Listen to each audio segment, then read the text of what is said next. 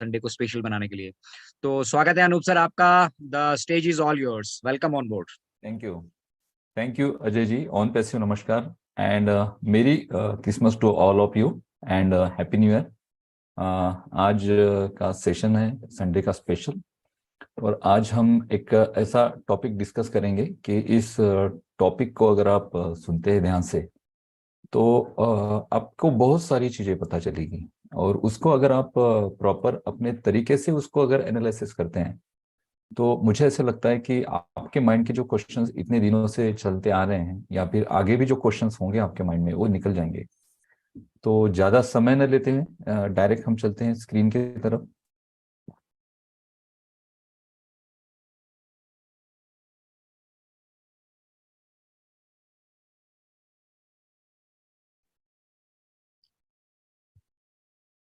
यहाँ पे मैं मेरा वीडियो ऑफ कर देता हूँ, क्योंकि वीडियो एक विंडो चलती रहती है स्क्रीन पर और उससे फिर डिस्टरबेंस क्रिएट होते हैं। ओके, तो आज का सेशन स्टार्ट करते हैं। आज का सेशन है डाटा रेगुलेशन। डाटा क्यों इम्पोर्टेंट है, और आपने देखा होगा मैंने डाटा को एक डायमंड शेप में रखा है।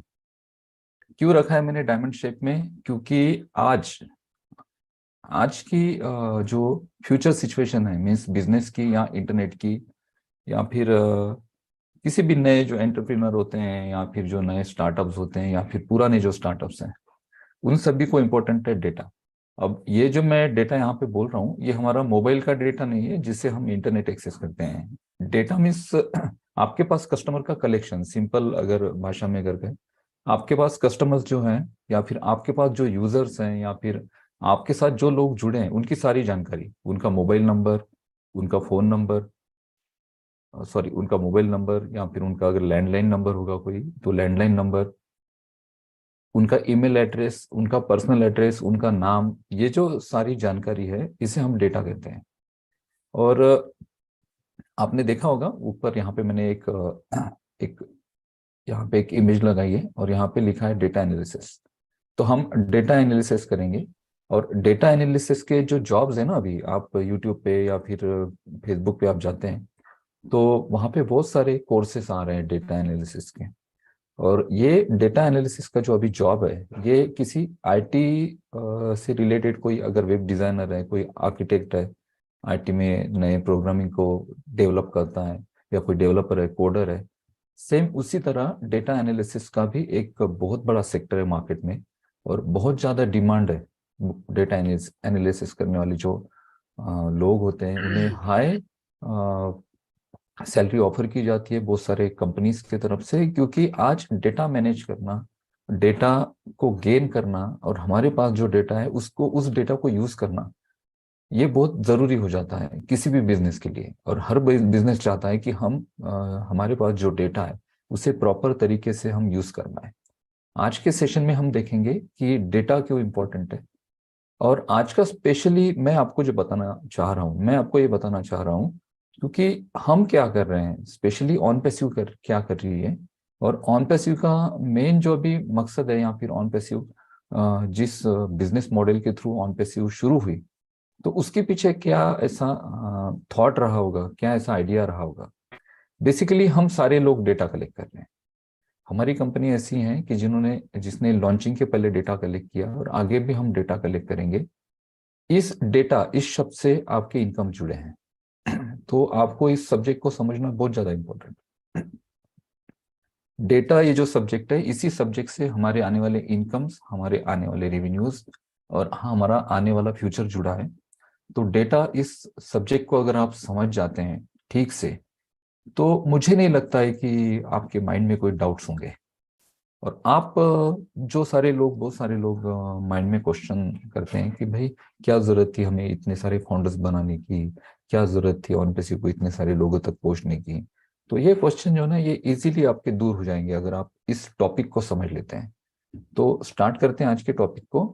तो डेटा क्यों इंपॉर्टेंट है, और कौन सी ऐसी कंपनीज हैं जो डेटा के बेस पर आज एक यूनिकॉर्न और सुपर यूनिकॉर्न स्टेटस को हासिल कर चुके हैं इंटरनेट पे, बल्कि पूरा इंटरनेट ही वो ड्राइव कर रहे हैं, पूरा इंटरनेट।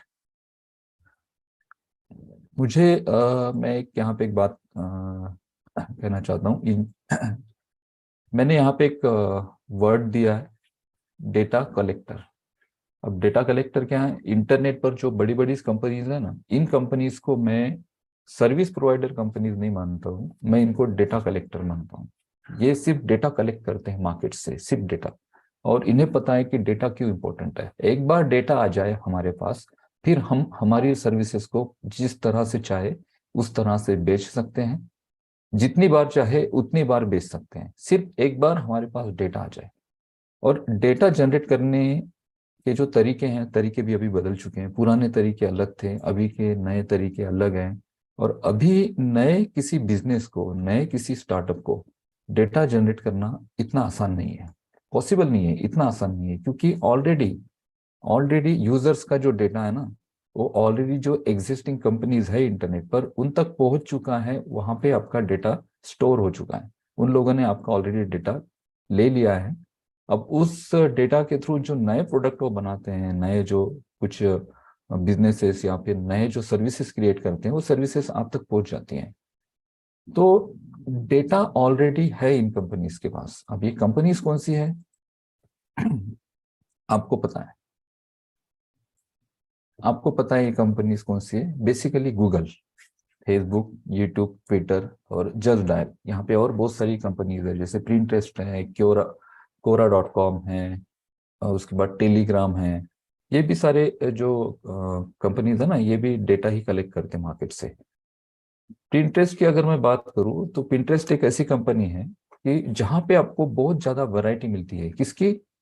किसी भी प्रोडक्ट की या किसी भी डिजाइन की।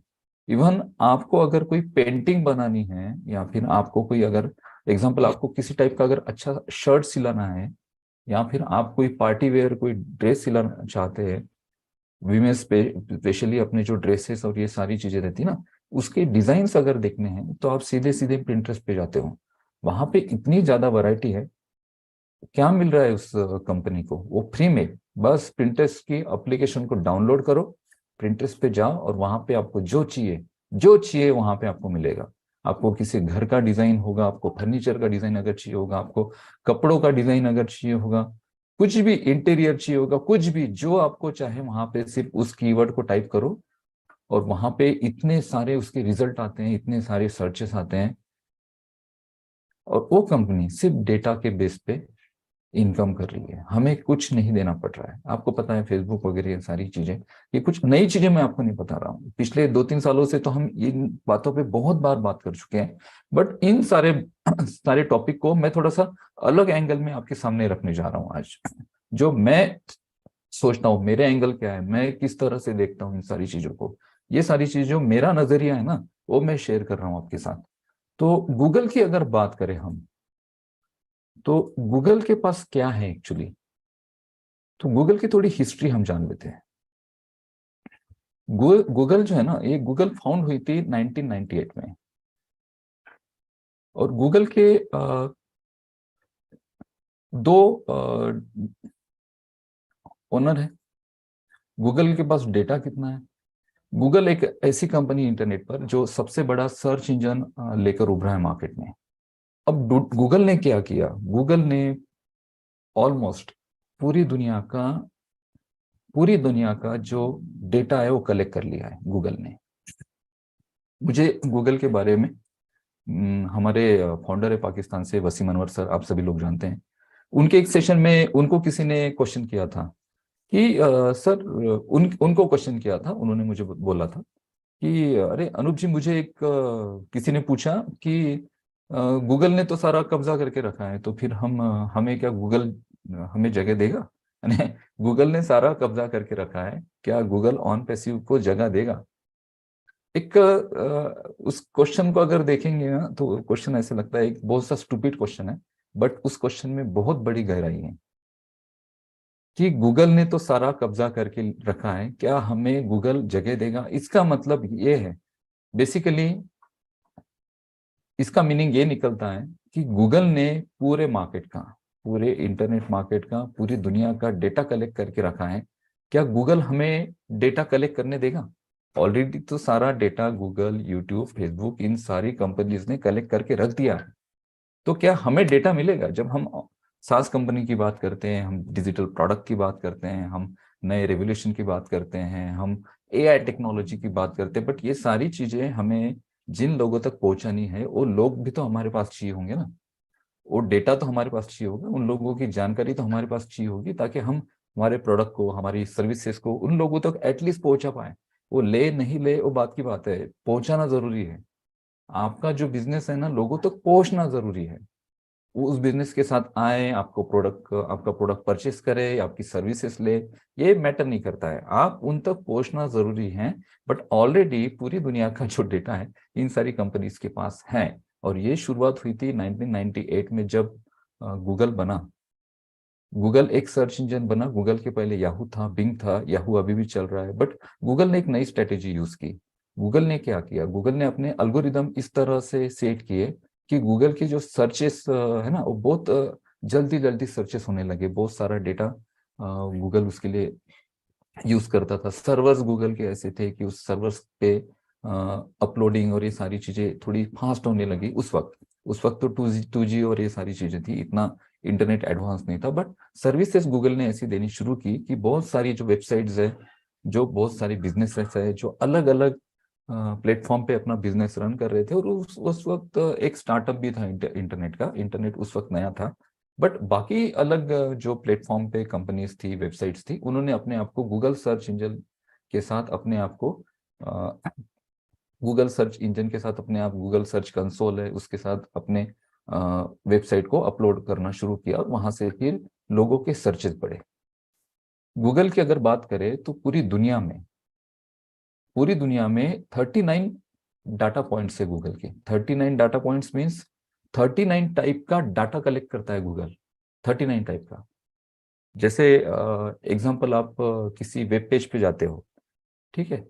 किसी वेब पेज पे जाते हो और उस वेब पेज पे पर्टिकुलर कोई आपको चीज सर्च करनी है। मान लीजिए आप किसी भी एक प्रोडक्ट को पकड़ लेते हैं, आप एक मोबाइल सर्च करना है। तो मोबाइल सर्च करने वाले कितने लोग हैं? उसके अलावा बाकी कितने सारे प्रोडक्ट को या सर्विसेज को सर्च करने वाले लोग हैं? इन सारे सर्चेस का जो डेटा है ना, वो गूगल के पास है। और वो डेटा जो है 39 39 टाइप्स का डेटा गूगल कलेक्ट करती है। तो गूगल के पास जो डेटा कलेक्ट करने के जो सोर्सेस हैं वो 39 टाइप के हैं। फेसबुक की अगर बात करें तो फेसबुक फेसबुक के पास 12 सोर्सेस हैं जिससे फेसबुक कलेक्ट करती है। अप्रोक्सीमेटली अगर गूगल की हम बात करें तो 50 ट्रिलियन प्लस इमेजेस है गूगल पर। सिर्फ images 50 trillion plus. 1 trillion plus Google के पास वीडियोस है। इतना डेटा है गूगल के पास। और इन डेटा को, इन इमेजेस को, वीडियोस को सर्च करने के लिए डेली 10,000 ट्रिलियन सर्चेस होते हैं। ट्रिलियंस की बात कर रहा हूं मैं, 10,000 ट्रिलियंस के सर्चेस होते हैं गूगल पे। तो इतना सारा डेटा गूगल के पास है।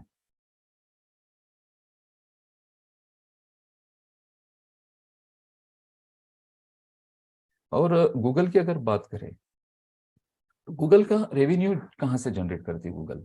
ये सारा जो डेटा है ना, वो पर्सनलाइज यूज करती है, पर्सनल इंप्रूवमेंट के लिए गूगल यूज करती है। यूजर्स का जो एक्सपीरियंस है और प्रोडक्ट की जो सर्विसेज है उसको बढ़ाने के लिए इस डेटा को यूज करती है, और इस डेटा को टारगेट करती है एड्स में। और ये जो डेटा है, ये सारे जो यूजर्स है, एग्जांपल गूगल के पास जो गूगल को सर्च कर रहे हैं, इन लोगों को टारगेट करती है अपने एड्स में। मीन्स गूगल पे जो एड्स चलती हैं वो एड्स उन लोगों को बताती हैं। आपने बहुत बार देखा होगा, आप कुछ गूगल पे कुछ सर्च करो, आपको यूट्यूब पे भी वो एड फॉलो करती है। आप जहां जहां जाते हो इंटरनेट पर, आपको एड फॉलो करती है, क्योंकि ये जो डेटा है गूगल पे, अगर आप एडसन के थ्रू अगर अपना एड कैंपेनिंग चलाना चाहते हैं तो 20,000 रुपीज आपको मिनिमम वहां पे डिपॉजिट करने पड़ेंगे आपके एडसन अकाउंट में, तब जाके आपका एड कैंपेनिंग शुरू होगा।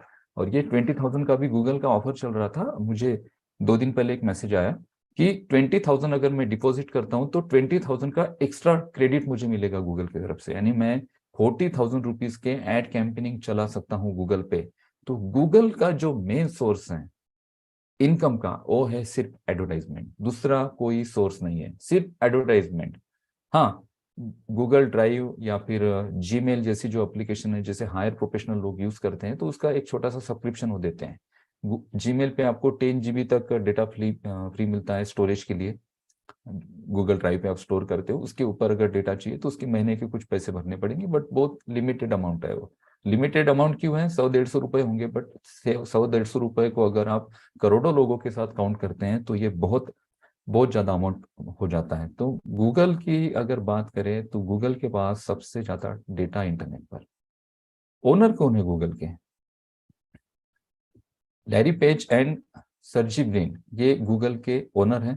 गूगल का एग्जैक्टली क्या रेवेन्यू है, क्या जनरेट कर रही है गूगल? तो अगर 2021 की बात करें, 2021 की, तो एनुअल जो रेवेन्यू था गूगल का वो $74.98 बिलियन था। और एवरेज अगर सर्चेस देखेंगे या फिर एवरेज अगर पर सेकंड अगर हम गूगल का इनकम देखेंगे तो 2378 यानी $2378.23 पर सेकेंड। किसके भरोसे पे? सिर्फ एडसन के भरोसे। इनके पास एडसन और एड्स के अलावा दूसरा कोई बड़ा सोर्स नहीं है कि जिससे वो कमा पाए। बट इनके पास डेटा आ गया है क्योंकि इन्होंने 98 में डेटा कलेक्ट करना शुरू किया। 98 से 2022 इतना समय हो चुका है। इतने समय में गूगल ने इतना ज्यादा डेटा कलेक्ट करके रखा है कि अभी गूगल को जरूरत ही नहीं है। गूगल इस डेटा को इतनी प्रॉपर तरीके से अपने एडसन में यूज करना है कि गूगल मिलियंस ऑफ डॉलर्स है ना ईयर के कमा रहा है। और इसके साथ साथ नए नए प्रोडक्ट डेवलप हो रहे हैं क्योंकि कंपनी के पास पैसा है, कंपनी के पास रेवेन्यू है, कंपनी के पास एम्प्लॉयज हैं, कंपनी के पास बहुत सारी चीजें हैं। अभी कुछ भी कर सकती है गूगल।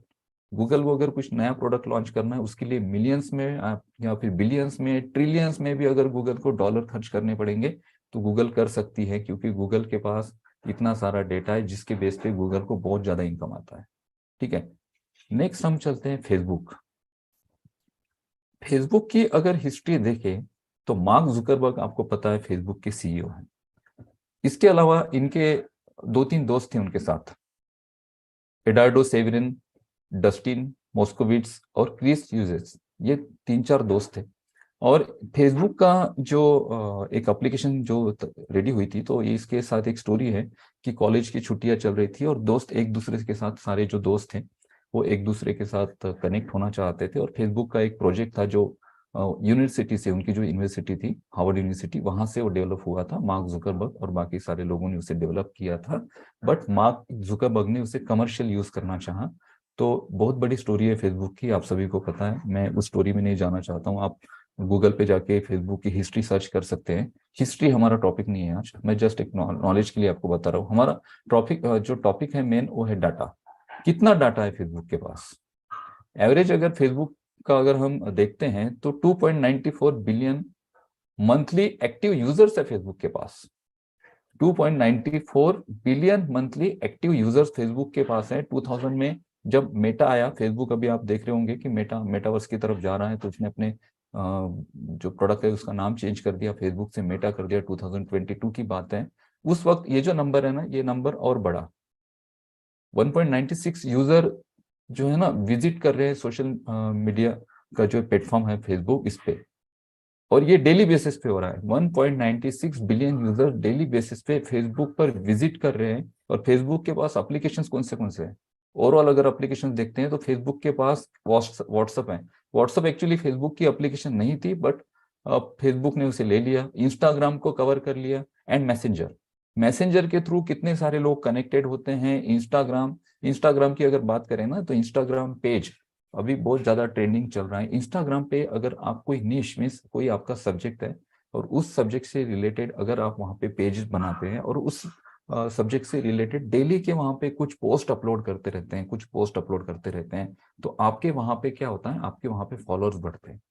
अगर आपके पास फॉलोअर्स है 10,000, 20,000, 1 लाख तक, तो कंपनीज आपको अप्रोच करती है। कौन सी कंपनीज? जिन कंपनीज को इंस्टाग्राम के थ्रू अपने एड्स चलाने होते हैं। आपका एक पेज है, आपने तो अपने जस्ट इसके लिए बनाया कि चलो भाई मैं, मेरी जो एक्टिविटी होती है उसको मैं इंस्टाग्राम पे शेयर करते रहूं, बट वो एक्टिविटी लोगों को पसंद आने लगी, लोग आपसे जुड़ते रहे और आपके फॉलोअर्स बढ़े। अब वो जो पेज है ना आपका, उस पेज पे किसका ध्यान गया? जो मार्केट में जो कंपनीज है जो अपना एडवर्टाइजमेंट करना चाहती है, वो आपको अप्रोच करती है कि अरे यार आपके पास तो 50,000 फॉलोअर्स है तो आप क्या करें, मेरा एक पोस्ट डाल दीजिए आपकी इस पे, ताकि आपकी जो 50,000 फॉलोअर्स हैं उनको आपका पोस्ट दिखे और मेरे बिजनेस में मेरा ट्रैफिक इंक्रीज हो, मेरा कस्टमर बेस इंक्रीज हो। तो इंस्टाग्राम के सिंगल पोस्ट के 50,000, 60,000, कुछ जिन लोगों के मिलियंस में फॉलोअर्स हैं 1 लाख 2 लाख तक एक सिंगल पोस्ट के चार्ज करते हैं।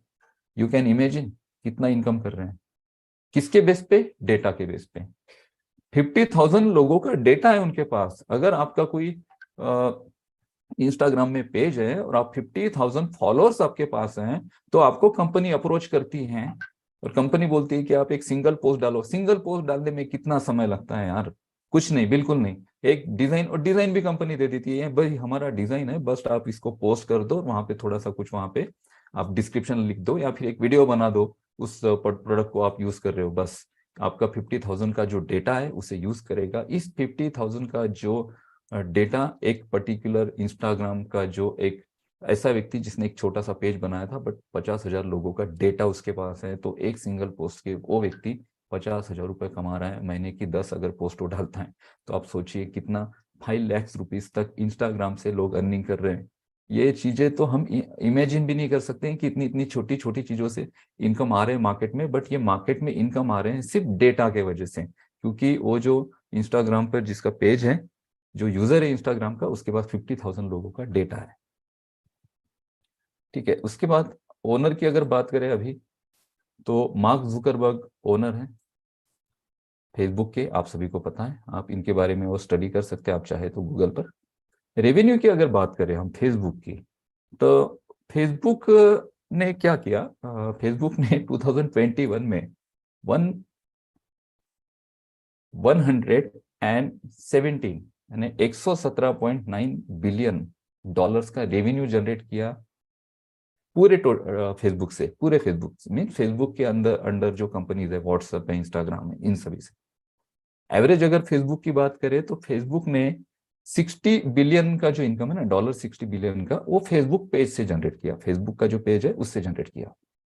$40.5 बिलियन फेसबुक का रेवेन्यू कनाडा से और बाकी कंट्रीज से जनरेट होता है। और 2021 की अगर बात करें, 2021 की, फेसबुक इस एप्लीकेशन को 33.3 बिलियंस का डाउनलोड मिला। आप इमेजिन कर सकते हैं क्या है फेसबुक? बट डेटा है फेसबुक के पास, आप लोगों का डेटा है, आपकी सारी इंफॉर्मेशन। फेसबुक से आप कुछ नहीं खरीदते हैं, बट आपका जो डेटा है ना, उस डेटा के थ्रू फेसबुक पे जो लोग हैं या इंस्टाग्राम पे जो लोग हैं, जिन्होंने इंस्टाग्राम पे अपने अकाउंट्स बना के रखे हैं, वो लाखों रुपए कमा रहे हैं। तो ये सारी चीजें डेटा के थ्रू ही ड्राइव होती हैं। अब चलेंगे यूट्यूब पर। क्या है यूट्यूब? यूट्यूब की अगर हिस्ट्री आप जानेंगे ना दोस्तों, तो आप शॉक हो जाएंगे। 3 दोस्त थे, चार्ड हर्ले, स्टीवन चेन और जावेद करीम। ये 3 दोस्त थे और ये बहुत ज्यादा परेशान थे। खाना खाने गए एक रेस्टोरेंट में, डिनर कर रहे थे और बहुत ज्यादा परेशान थे। ये 2004 की बात है। ये इतने परेशान थे कि ये चाह रहे थे कि भाई वीडियो फाइल शेयर हो जाए इंटरनेट पर, और ऐसा कुछ वहां पे जरिया ही नहीं था कि वीडियो फाइल उस वक्त शेयर करें, कुछ नहीं था।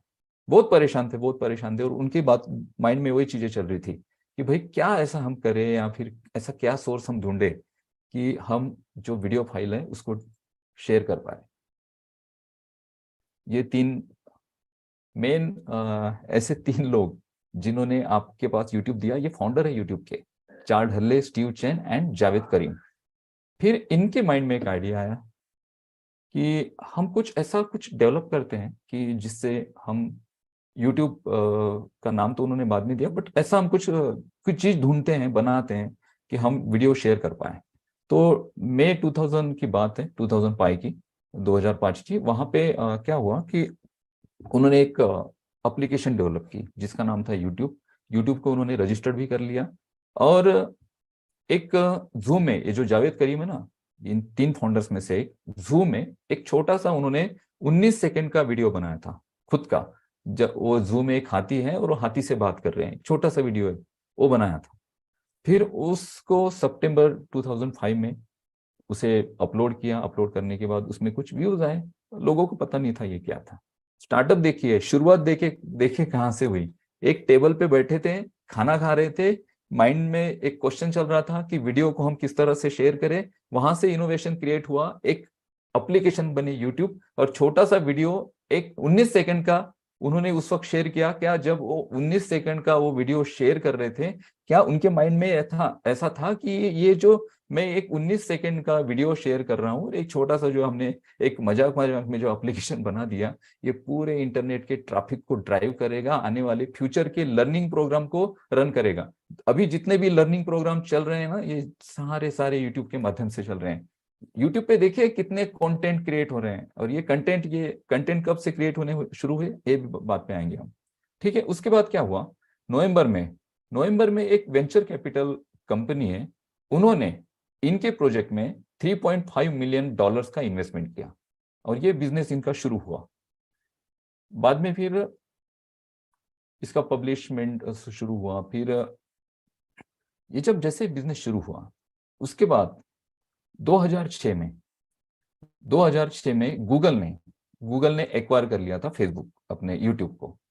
यूट्यूब के पास जो उनका एक वीडियो वायरल हुआ था, और एक महीने में मिलियंस में व्यूज आ गए थे, और यूट्यूब के तरफ लोग अभी बढ़ रहे थे। और गूगल ने उस बात को उसी वक्त जान लिया कि ये जो प्रोडक्ट है यूट्यूब, आने वाले दिनों में ये इतना ज्यादा रेवोल्यूशनरी प्रोडक्ट होने वाला है, बहुत ज्यादा रेवोल्यूशनरी प्रोडक्ट क्रिएट करेगा, और इसके जो ओनर हैं अभी, उन लोगों में इतना पोटेंशियल नहीं है कि आगे इस प्रोडक्ट को उस लेवल पर वो लेकर जाए। और वो जो 3 दोस्त थे, उन्हें भी लगा कि हम आगे चल के ये सारा जो प्रोडक्ट है इसे हम उस लेवल पर नहीं ले जा सकते, तो हम अच्छी एक डील करते हैं। 1.65 बिलियन में गूगल को यूट्यूब बेच दिया गया, 2006 की बात है। ठीक है, उसके बाद जब गूगल ने परचेस किया था ना, उसके परचेसिंग के पहले पूरे रीजन से $15 मिलियन के आसपास यूट्यूब की इनकम हो रही थी। ठीक है, बाद में गूगल ने जब परचेस किया, तो इसका जो एवरेज जो इनकम था ना गूगल ने अभी कुछ दिनों पहले एक मैगजीन था, उसमें उन्होंने एक अपना कुछ डेटा उन्होंने शेयर किया कि यूट्यूब एक एडवर्टाइजिंग मशीन है। गूगल के लिए यूट्यूब एक एडवर्टाइजिंग मशीन है, और इस मशीन ने कम से कम 15.1 बिलियन का रेवेन्यू जनरेट किया 2019 में। यानी ये 2006 की मैं बात कर रहा हूँ। उसके बाद फिर इन्होंने इसमें नए नए रेवोल्यूशन और नई नई चीजें ऐड ऑन करनी शुरू की, और हम सीधा आ जाते हैं हम 2019 पे। 2019 में पूरे क्वार्टर ईयर में, मीन्स 3 महीने में ही यूट्यूब का बिजनेस 4.7 बिलियन तक पहुंच गया था।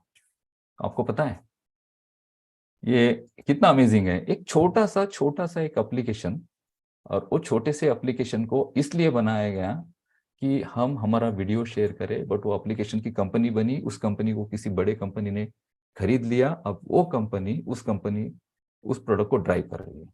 ऑनर कौन है अभी यूट्यूब का ऑनर है गूगल। और रेवेन्यू कितना है अभी, करंट अगर रेवेन्यू देखते हैं तो यूट्यूब ने $28 बिलियन का इनकम किया था 2021 में। ठीक है, और ये जो $28 बिलियन का जो इनकम है ना, ये इनका एग्जैक्ट प्रॉफिट है।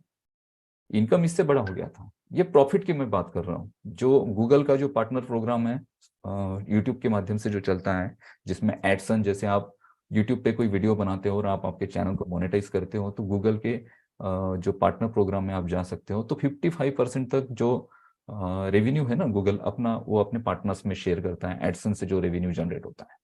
तो यूट्यूब किस भरोसे पे चल रहा है? यूट्यूब चल रहा है सिर्फ एडसन के भरोसे पे। यूट्यूब पे सिर्फ एडसन लगती है। और यूट्यूब की अगर सब्सक्रिप्शन चैनल की बात करें इंडिया में, तो इंडिया में 2021 में टी सीरीज और मिस्टर बीस्ट अर्नड, ये कुछ 2 चैनल हैं, इन चैनल का सबसे ज्यादा रेवेन्यू था, सबसे ज्यादा। 2021 की बात करें तो करोड़ों में रुपए लोग कमा रहे हैं। कहां से? यूट्यूब से। किसके भरोसे? डेटा के भरोसे। अब यूट्यूब पे डेटा कैसे काम करता है, उस पर भी बात करेंगे। अब प्रीमियम अगर सर्चेस की बात करते हैं, रीचेस की बात करते हैं गूगल की, जो गूगल का एक यूट्यूब का एक ये भी ऑप्शन मिलता है कि यूट्यूब को आप प्रीमियम यूज कर सकते हैं, जिसमें एड्स और ये सारी चीजें नहीं आती हैं। तो उसके भी सब्सक्रिप्शन है ना 50 मिलियन के आसपास हो चुके हैं 2021 में, यानी 50 मिलियन ऐसे लोग हैं जो ऐड देखना नहीं चाहते बट यूट्यूब को यूज कर रहे हैं और यूट्यूब को पे कर रहे हैं। ठीक है, अब यूट्यूब के पास क्या है, डेटा, इतना ज्यादा डेटा है, इतना सारा। आप कितने सारे लोग अभी यूट्यूब पे, अभी ब्लॉग्स और ये सारी चीजें पढ़ने में लोग समय नहीं गंवाते हैं, लोगों को भी इजी इजी चाहिए, लोग लेजी हो चुके हैं। अभी हमें जैसे जैसे टेक्नोलॉजी आगे की बढ़ती है, जैसे जैसे हम हमारे काम आसान होते जाते हैं, हम और ज्यादा लेजी होते जाते हैं। पहले हम चूल्हे पे खाना बनाते थे, जंगल से लकड़ियां काट के लाते थे, अभी गैस के सिवा हम खाना, सिलेंडर के सिवा हम बना नहीं सकते हैं। एक दिन बोलिए आप किसी को कि भाई सिलेंडर खत्म हो गया, चूल्हा लगाइए, वो बोलेगा अरे यार कहाँ चूल्हा लगाऊं, जोमेटो या स्विगी से मैं ऑर्डर कर लेता हूँ खाना, कल जब सिलेंडर आएगा तब देखेंगे। तो हम लेजी होते जा रहे हैं दिन ब दिन। अब जब हम लेजी होते जा रहे हैं तो हम जो टेक्स्ट कंटेंट है उसे नहीं पढ़ रहे हैं, हम वीडियो कंटेंट, हमें वीडियो चाहिए, हमें ऑडियो चाहिए। उस वजह से जो ट्रैफिक है ना, ये यूट्यूब पे ड्राइव हो रहा है। अगर गूगल यूट्यूब को उस वक्त नहीं खरीदती तो गूगल के लिए आज बहुत बड़ा प्रॉब्लम क्रिएट होता। आज ये जब से इंटरनेट का जो प्राइजेस है वो कम हुआ तब से। तो YouTube की अगर बात करें हम, तो YouTube पे 50 मिलियन सब्सक्राइबर ऐसे हैं जो YouTube को पे करते हैं। अब YouTube के पास कितना डेटा है, YouTube के पास मोस्टली पूरे वर्ल्ड का अगर देखेंगे ना तो 1/4 पूरा डेटा YouTube के पास, गूगल के पास है। और यहाँ से कहाँ कैसे लोग जनरेट करते हैं डेटा के थ्रू, डेटा यहाँ पे आपका कोई चैनल है, आप चैनल बनाते हैं, आपको पता है, आप यूट्यूब पे चैनल बनाइए, वहां पे फिर वीडियोस पोस्ट करें, फिर आपके सब्सक्राइबर बढ़ेंगे, फिर आपके सब्सक्राइबर जितने ज्यादा बढ़ेंगे उतने आपके व्यूज बढ़ेंगे, और जितने आपको व्यूज बढ़ेंगे उतना आपको रेवेन्यू जनरेट होगा। आपके व्यूज बढ़ेंगे, आपके सब्सक्राइबर्स बढ़ेंगे, मीन्स आपका डेटा बढ़ेगा।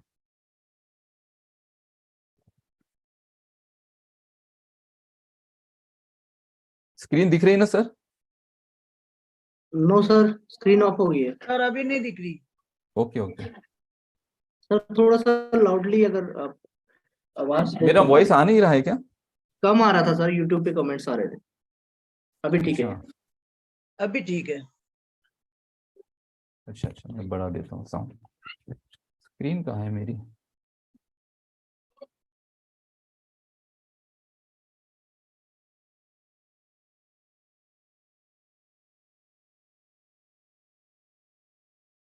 दिख रही है अभी? यस, क्लियर हाँ जी। सर। ओके। तो YouTube पे क्या है, YouTube पे आप चैनल बनाते हैं, YouTube पे आप आपके सब्सक्राइबर गेन करते हैं, मीन्स आपका डेटा गेन करते हैं। जितने ज्यादा आपके पास सब्सक्राइबर्स होंगे, मीन्स जितना आपके पास डेटा होगा, जितनी आपके पास जानकारी होगी, उतना आप रेवेन्यू जनरेट करते हैं। तो यहाँ पे भी बात क्या आती है, यहाँ पे भी आपके पास डेटा है, इस वजह से आप इनकम करते हैं। तो आज डेटा को अगर हम रिलेट करना चाहे किसी बात से, तो हम डेटा को सीधा सीधा रिलेट कर सकते हैं इनकम से। जिसके पास जितना ज्यादा डेटा, उसके पास उतना ज्यादा इनकम। ट्विटर की अगर बात करें तो ट्विटर की हिस्ट्री आपको पता है, ट्विटर फाउंड हुई थी, एक ऐसी कंपनी थी 2004 में, और ट्विटर भी थोड़ा सा मार्केट में चलने लगी। ट्विटर अगर देखेंगे तो ट्विटर पे जो सेलिब्रिटीज हैं और बड़े बड़े जो पॉलिटिशियंस हैं वो लोग ट्विटर पे हैं, वो लोग इंस्टाग्राम पे नहीं होते हैं, वो लोग फेसबुक पे नहीं होते हैं। और जैक डोजी जो थे इसके फाउंडर्स थे। उसके बाद इनके पास कितना डेटा था ट्विटर के पास भी approximately 450 million monthly active users हैं। अभी अगर करंट यूजर की बात करें तो 4,500 मिलियन मंथली यूजर्स हैं। और ओनर कौन है अभी? इनके इनके ओनर है अभी 2022 में इस बिजनेस को इलॉन मस्क ने एक्वायर्ड कर लिया था। अब ट्विटर का जो बिजनेस है अभी $44 बिलियन का जनरेट हुआ। और ये एक ऐसा प्लेटफॉर्म है कि जहाँ पे एडसन के थ्रू ही रेवेन्यू जनरेट होता है। इनके पास भी डेटा है। इनके पास कौन सा डेटा है? इनके पास ऐसा डेटा है, जो लोग ट्वीट करते हैं वहां पे भी एड्स चलते हैं। Twitter generated 5 billion revenue in 2021। ये 35% जो है ना इंक्रीज हुआ था लास्ट ईयर से। और 92% ट्विटर का जो रेवेन्यू है वो एडवर्टाइजमेंट से ही जनरेट हुआ था 2021 में। और ट्विटर की अगर बात करें तो 206 मिलियन डेली एक्टिव यूजर्स हैं, और 38 मिलियन यूजर्स ट्विटर के यूनाइटेड स्टेट में हैं। तो ट्विटर भी इनकम कर रही है, और ट्विटर कहाँ से कर रही है इनकम? डेटा से। उनके पास डेटा है, उस डेटा को एडवर्टाइजमेंट प्रोवाइड करो, उस डेटा से जो वो एड्स पे जो व्यूज आएंगे, वहां से जो एडवर्टाइजमेंट कंपनीज है उनसे रेवेन्यू कमाओ। और ये रेवेन्यूज बिलियंस में है, मिलियंस में है। ऑलरेडी डेटा इन्होंने लेके रखा है इतने सालों से। अब बात करेंगे एक इंडियन कंपनी की, और वहां से सीधा हम ऑन पैसिव पे जंप करते हैं। इंडिया की एक कंपनी है जस्ट डायल, आप सभी को पता है। जस्ट डायल की अगर हिस्ट्री देखेंगे तो जस्ट डायल एक छोटी सी फर्म थी, और ये 50,000 रुपए में इसका स्टार्टअप शुरू हुआ था। और 50,000 में एक स्टार्टअप शुरू हुआ था, जिसके ये 1996 की बात है। VSS मनी इसके फाउंडर हैं उस वक्त। और एक ऐसी फर्म थी, उस वक्त इंटरनेट नहीं था इतना, इंटरनेट पर ना तो इनकी वेबसाइट्स थी और ना कुछ था। तो यहाँ पे इन्होंने जो जनरेट किया, यहाँ पे बहुत सारा डेटा इन्होंने भी कलेक्ट किया। मैं पर्सनली जस्ट डायल को यूज करता हूँ। मेरा 12,000 रुपीज का सब्सक्रिप्शन होता है जस्ट डायल का हर साल का। उसमें क्या होता है, उससे मुझे पेज की रैंकिंग मिलती है। मेरा जो बिजनेस है उसके पेज की रैंकिंग के लिए मैं एक्स्ट्रा 5,000 पे कर रहा हूँ, क्योंकि उस एरिया में, उस सिटी में जो बाकी बिजनेसेस हैं उनसे मेरी रैंकिंग अप रहे। अगर जस्ट डायल या गूगल पे, अगर या जस्ट डायल या गूगल पे मेरे बिजनेस को कोई सर्च करे तो मेरी रैंकिंग अप रहे। बाकी जो सिटी में जिम्स हैं उनसे ज्यादा मेरी रैंकिंग हो, उसके लिए मैं 12,000 पे करता हूँ। और वहां से मुझे लीड जनरेट होती है। जस्ट डायल के थ्रू अगर कोई मेरे बिजनेस पे जाता है तो उसकी लीड मुझे जनरेट होती है। यानी मैं भी ओवरऑल डेटा कलेक्ट करने के लिए एक ऐसे डेटा कंपनी को पैसे दे रहा हूं, जो कंपनी मार्केट का डेटा कलेक्ट करके उस डेटा को मार्केट में दे रही है, और लोगों को डेटा जनरेट करने के लिए सपोर्ट कर रही है, या फिर उनको डेटा जनरेट करने के लिए सर्विसेज दे रही है। तो यहां पर भी बात आ जाती है डेटा की। तो कितना डेटा है इनके पास, कितना डेटा है? ये इंडियन कंपनी है, और ये कंपनी जब शुरू हुई थी एक छोटे से स्टार्टअप से शुरू हुई थी।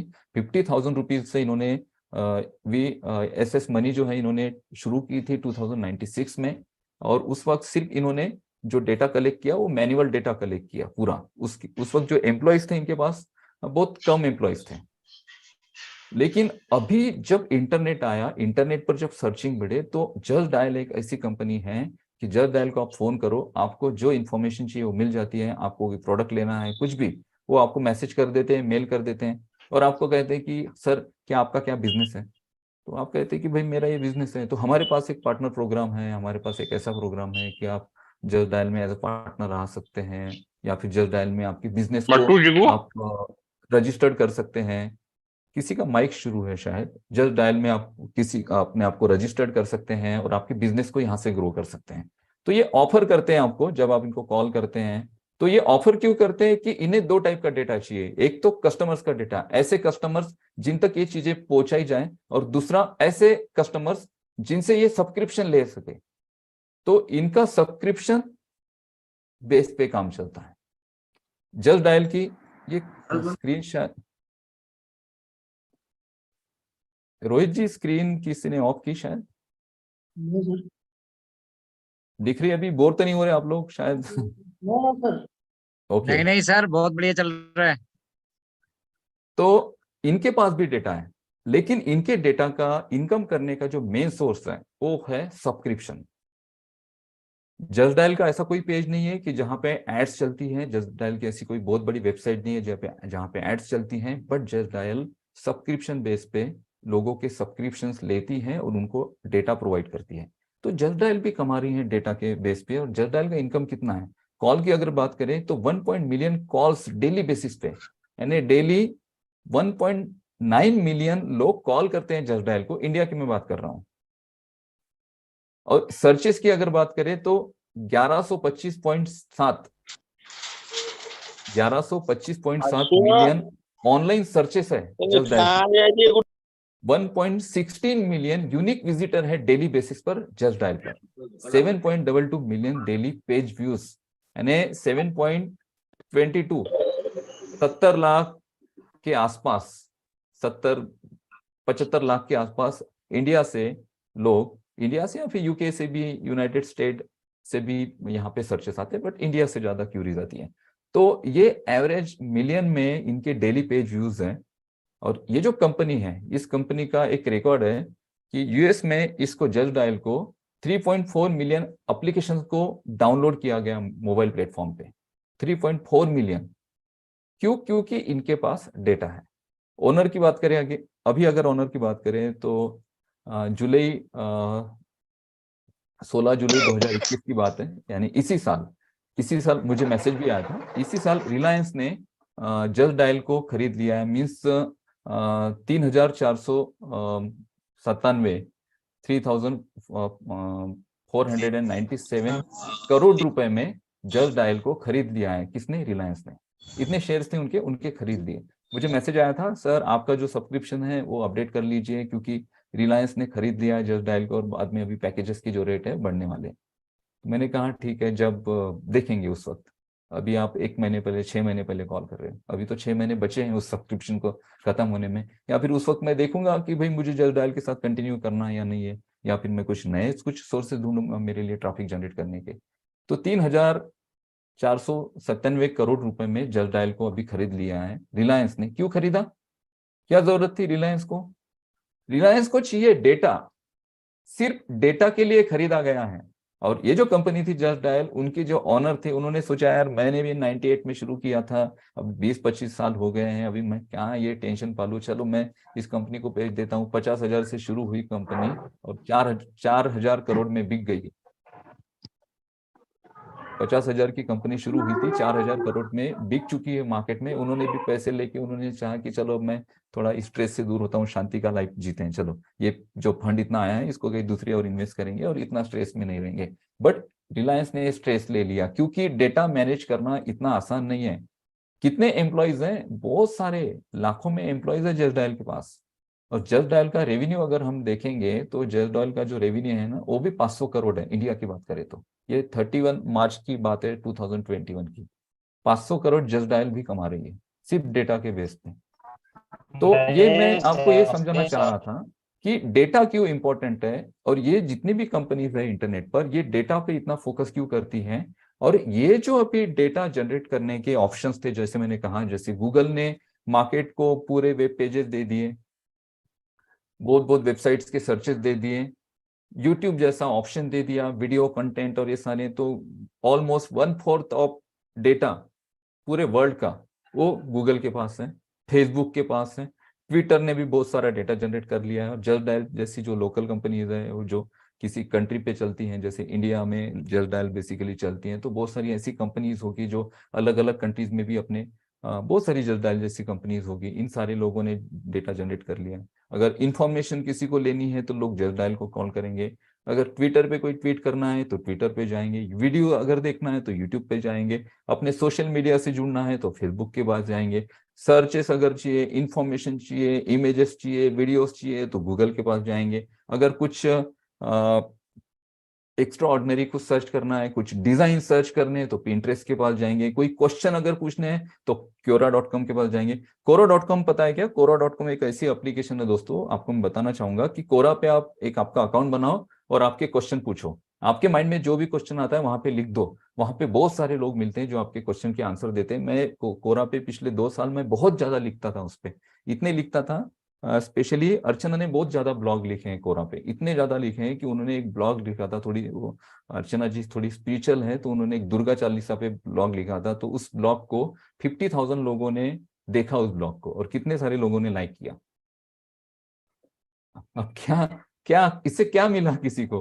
बट वो जो हमने ब्लॉग लिखा था, उस ब्लॉग के नीचे हमने सिर्फ पूरा ब्लॉग नहीं लिखा था, ब्लॉग लिखा और आधे का जो ब्लॉग था उसकी लिंक पेस्ट कर दी थी हमारे ब्लॉगिंग वेबसाइट की। हम चाहते थे कि यहाँ पे हम लोगों के आंसर दे, बट पूरा आंसर ना दे, हम छोटा सा आंसर दे और बाकी का आंसर लोग हमारी वेबसाइट पे आके देखें। ये उसके पीछे रीजन था। तो कोरा पे अगर आप जाते हो तो आपके जो सवाल है वहां पे पूछते हैं लोग, आके वहां पे जवाब देते हैं और अपने वेबसाइट्स के लिंक्स भी वहां पे डालते हैं, ताकि कोरा पे जो ट्रैफिक आ रहा है वो उसको अपने वेबसाइट पे रिडायरेक्ट करे। तो लोग वहां पे जो जा रहे हैं, तो कोरा के पास भी डेटा है और ये डेटा कोरा मार्केट में इसे एडसन के लिए देता है। तो ये सारा डेटा कलेक्ट करने का जो ये चल रहा है इतने दिनों से, तो ये जो सारी कंपनीज है, इन्होंने ऑलरेडी मार्केट का जितना भी डेटा है 1/4 या फिर 100%, किसी ना किसी कंपनी की बात करें तो जितने भी कंपनीज हैं आज इंटरनेट पर, इन लोगों ने पूरा डेटा कलेक्ट करके रख दिया है। अब हमारे पास ऑप्शन ही नहीं है, हमारे पास है ही नहीं लोग की क्या हम दे। अब सोशल मीडिया की अगर हम बात करें, अगर हम ओनेट की बात करें, तो फेसबुक तो ऑलरेडी यूज कर रहे हैं लोग, ओनेट पे कैसे शिफ्ट होंगे, पॉसिबल है इतनी जल्दी।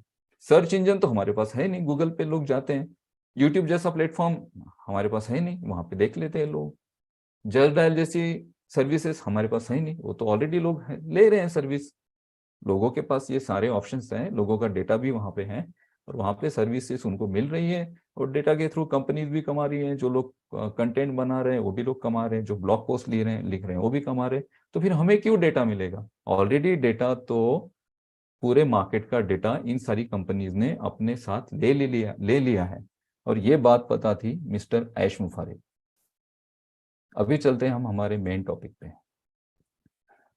मिस्टर ऐश को ये बात पता थी कि इंटरनेट पे हमें, जब हम किसी प्रोडक्ट बेस्ड बिजनेस को हम डेवलप करना चाह रहे हैं, हम टेक्नोलॉजी एडवांस लेकर आए हैं, तो हमें इन सारी टेक्नोलॉजीज को, इन सारे प्रोडक्ट को, हमारी सर्विसेज को लोगों तक पहुंचाना है। मीन्स हमारे पास डेटा होना चाहिए, हमारे पास कस्टमर्स होने चाहिए, हमारे पास जानकारी होनी चाहिए। उस वजह से ये बिजनेस मॉडल डेवलप हुआ। ये बिजनेस मॉडल जो डेवलप हुआ, उनकी जो आइडिया है, हमेशा मैं जब उनकी आइडिया को देखता हूँ तो उन्हें पता था कि मार्केट में डेटा जो है ना, आज की करेंसी है डेटा। जिस कंपनी के पास जितना ज्यादा डेटा होगा, वो कंपनी सबसे ज्यादा बूम करेगी इंटरनेट पर। आने वाली पूरी इंटरनेट के पूरे जनरेशन को, या फिर इंटरनेट की पूरे दुनिया को वो कंपनी लीड करेगी। तो ऑन पैसिव का जो मेन उनके माइंड में था कि डेटा, हमें डेटा कलेक्ट करना है, और डेटा कलेक्ट करने के जो सोर्सेस हैं, वो सोर्सेस ऑलरेडी बंद हो चुके हैं। बहुत सारी कंपनी जो पुरानी चल रही हैं, उन्होंने डेटा कलेक्ट। अनूप सर आपका माइक म्यूट हो गया है। अभी हमारे पास क्या सोर्स है डेटा कलेक्ट करने का? तो अभी हमारे पास जो सोर्स है, उस सोर्स को हम यूज करते हैं। तो वो सोर्स उन्होंने क्रिएट किया। उन्होंने क्या किया, ऑन पैसिव जब बनाई तो वहां पे उन्होंने प्राइमरी लेवल पर डेटा कलेक्ट किया। और ये डेटा कितना है? ये 1.4 मिलियंस का डेटा प्राइमरी लेवल पर कलेक्ट किया। हम जो फाउंडर्स हैं, एक्चुअली हमारा डेटा है, ठीक है। अब यहाँ पे आप थोड़ा इसे को रिलेट करिए यूट्यूब के साथ। सिंपल, यूट्यूब के पास क्या है? डेटा है, ठीक है। और यूट्यूब पे आप क्या करते हो? चैनल बनाते हो। चैनल बनाने के बाद क्या करते हो? वीडियो पोस्ट करते हो। वीडियो पोस्ट करने के बाद क्या होता है? लोग व्यूज देते हैं। व्यूज के बाद क्या होता है? आपकी एड्स चलती हैं। जितने ज्यादा आपके पास व्यूज होंगे, उतना ज्यादा आपको अर्निंग होगा। और गूगल के या फिर यूट्यूब के आप पार्टनर प्रोग्राम में 55% तक उनका जो रेवेन्यू है, जो लोग वो जनरेट करते हैं, 55% तक रेवेन्यू यूट्यूब अपने कंटेंट क्रिएटर में बांट देती है, डिस्ट्रीब्यूट कर देती है। तो यहाँ पे हम जो है, ऑन पैसिव का प्राइमरी डेटा है, जो ऑन पैसिव के डेटा को मल्टीपल करेगा। ऑन पैसिव अगर डायरेक्टली लॉन्च होती तो कितने लोग होते जो गूगल पे जाके उससे सर्च करते? बहुत कम, बहुत कम। ये जो हमारे थ्रू जो डेटा कलेक्ट होगा, और ये डेटा इतना ज्यादा डेटा कलेक्ट होगा कि आप सोच भी नहीं सकते हैं। तो ऑन पैसिव ने ये जो सारा बिजनेस मॉडल डेवलप किया, हमें फाउंडरशिप दी, हमें पार्टनर बनाया, इसलिए क्योंकि प्राइमरी लेवल पे कंपनी को एक बड़ा डेटा मिला।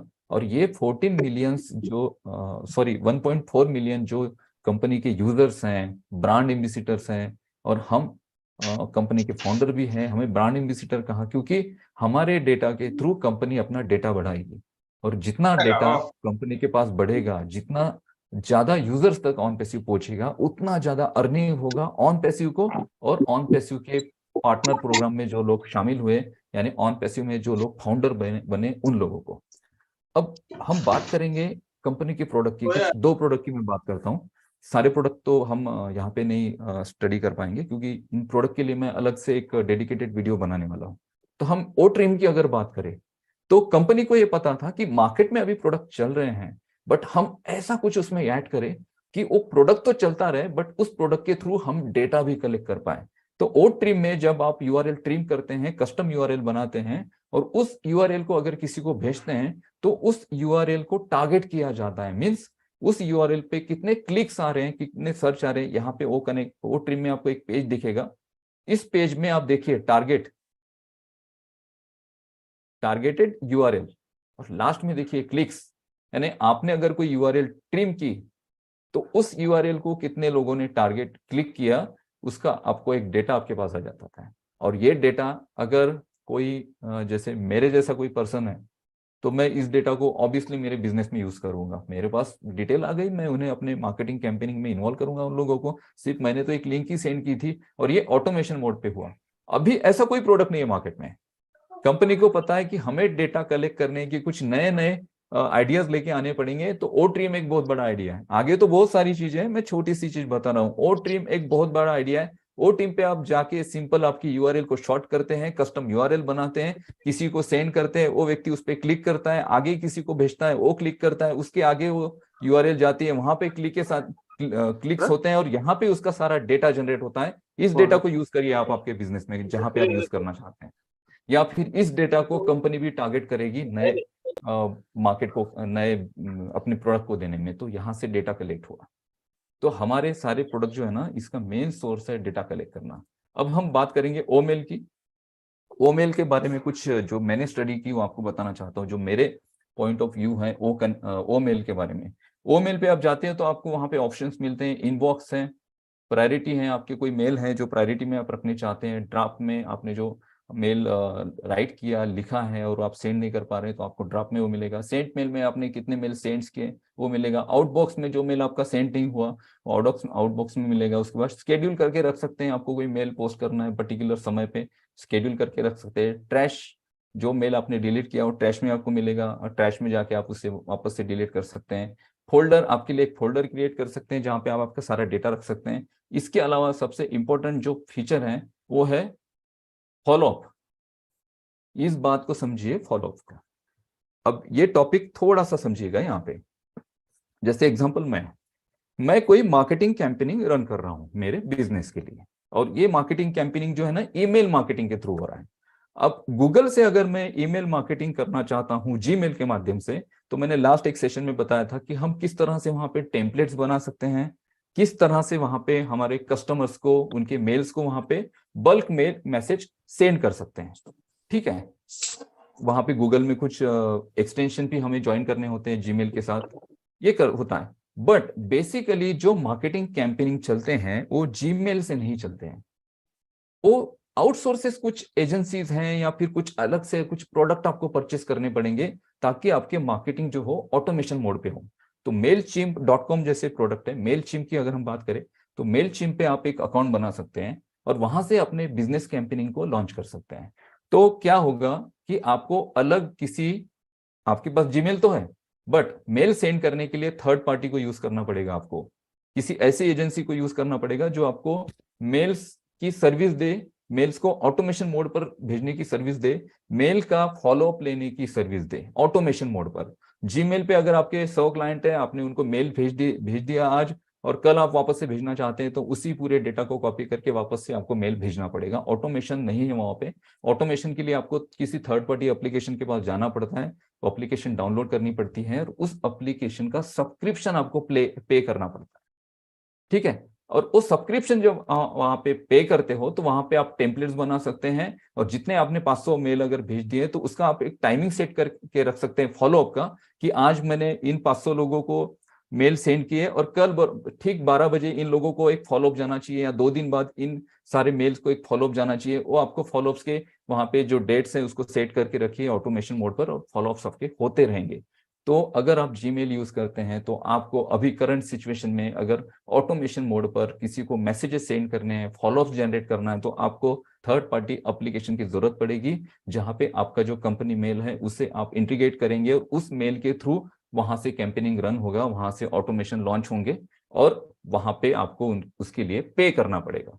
लेकिन अगर हम कंपेयर करते हैं ओ मेल को अभी, तो ओ मेल में आपको एक ऑप्शन मिलता है फॉलोअप। यहाँ पे आपने जिन लोगों को, अगर आपने ओ मेल के थ्रू कोई कैंपेनिंग लॉन्च किया, 100 लोगों को मैसेजेस भेज दिए, तो वहां पे आप फॉलोअप सेट करके रखिए, रिमाइंडर सेट करके रखिए। अगर कल 12 बजे आपने मैसेज किसी को भेजना है और उसके बाद और 3 दिन बाद उनका फॉलोअप लेना है तो वो सारे मेल्स को फॉलोअप में ऐड करके रखिए। ओ मेल के माध्यम से ऑटोमेशन मोड पर वो फॉलोअप्स होते रहेंगे। यानी आपके पास अगर ओ मेल है आज की कंडीशन में, तो आपको किसी भी थर्ड पार्टी एप्लीकेशन की जरूरत नहीं है, किसी भी आउटसोर्स की जरूरत नहीं है, सिर्फ ओ मेल के माध्यम से आप मेल सेंड कर सकते हैं, फॉलोअप ले सकते हैं। इसका मतलब अगर आपके पास ओ मेल है तो आपको किसी और को अलग प्रोडक्ट के लिए पैसे देने की जरूरत नहीं है। तो मुझे बताइए, ये जो एप्लीकेशंस हैं अभी, तो क्या ऐसी एप्लीकेशंस हैं मार्केट में?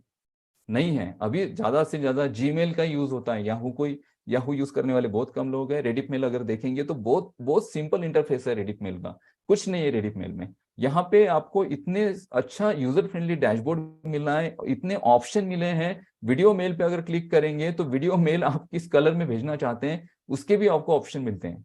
वीडियो मेल के बाद एक और ऑप्शन है जो रेविलेशन क्रिएट करेगा, टेक्स्ट टू स्पीच। क्यों? मैंने कहा लोग लेजी हो चुके हैं। मुझे अगर किसी को मेल करना है तो मैं क्या यार, मैं लैपटॉप ओपन करूं? अभी तो मैं थोड़ा सा कार में बैठा था, अभी तो मैं थोड़ा ट्रैवल कर रहा था, अभी तो मैं ऑफिस जा रहा हूँ और अर्जेंट मेल करना है, क्या करूं?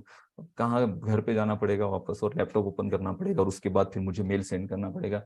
बट आपके पास ऑप्शन है ओ मेल में टेक्स्ट टू स्पीच। बस आपके जो स्पीच है उसको बोलिए, वहां पे टेक्स्ट क्रिएट हो जाएंगे, सेंड कर दीजिए और आपको जो टेक्स्ट आया है उसको आप स्पीच में सुन भी सकते हैं।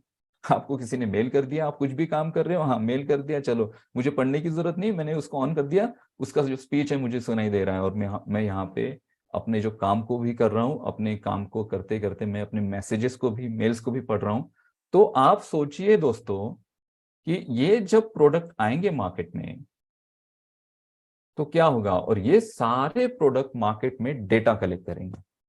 यहाँ पे जो फॉलोअप्स आपको मिल रहे हैं, यहाँ पे वीडियो मेल किसी को, तो ऑन पैसिव के जितने भी एप्लीकेशन हैं, अगर ओ मेल की बात करें, हम ओ नेट की बात करें, हम ओ कनेक्ट की बात करें, हम किसी भी अगर प्रोडक्ट की बात करें, तो हमारा जो पहला पहला जो अभी मोटिव है ना ऑन पैसिव का, वो है डेटा कलेक्ट करना। और हम जितने फाउंडर्स हैं, हमारे साथ लिंक्स क्यों दी गई हैं? हमारे साथ लिंक्स इसलिए दी गई हैं कि मैक्स टू मैक्स हम डेटा कलेक्ट करें, क्योंकि जिसके पास डेटा होगा वो आने वाले फ्यूचर में दुनिया पे राज करेगा। और ऑन पैसिव ने डेटा कलेक्ट करने का ये जो नया आइडिया लॉन्च किया है, मींस ऐश ने जो एक नया आइडिया डेवलप किया है, ये आइडिया अभी किसी के पास नहीं है। और ये आइडिया आपको बड़ा बनाएगा, ये आइडिया आपके पॉकेट में इनकम डालेगा और ये आइडिया आपके सपनों को पूरा करेगा। ये सारी चीजें हैं जो आपसे मैं शेयर करना चाहता था। थैंक यू सो मच ओ टू रोहित जी, मैं शायद आज ज्यादा एक्साइटेड हो गया। Thank you. Thank you so much sir, thank you so much. Super.